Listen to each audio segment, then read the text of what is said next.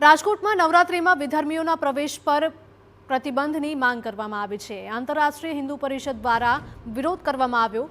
Police કમિશનરને આવેદનપત્ર આપીને રજૂઆત કરવામાં આવી।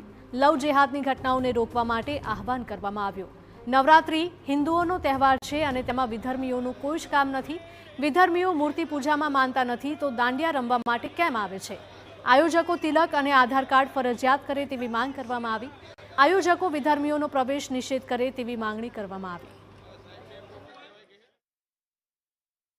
નવરાત્રિ સનાતન ધર્મનો પવિત્ર તહેવાર છે અને આમાં નવરાત્રિનો ફાયદો લઈને વિધર્મી લોકો હિન્દુઓની બેન દીકરીઓને ફસાવીને ધર્માંતરણ કરવામાં આવે છે અને આ બાબતની અમે રજૂઆત કરવા અત્યારે કમિશનર સાહેબને આવ્યા છીએ।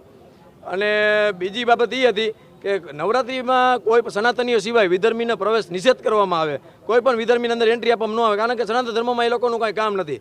તેમ છતાં પણ આ લોકો ડિસ્કો દાંડિયામાં આવે છે શા માટે?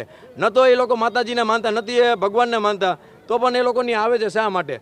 અને જેહાદી માનસિકતા ધરાવતા લોકો જે છે એ ડિસ્કો દાંડિયાવાળા પ્લેટફોર્મવાળા એ લોકો એનું પ્લેટફોર્મ અત્યારે પૂરું પાડે છે। એટલે એ લોકોને પણ અમે રજૂઆત અત્યારે કમિશનર સાહેબને કરશું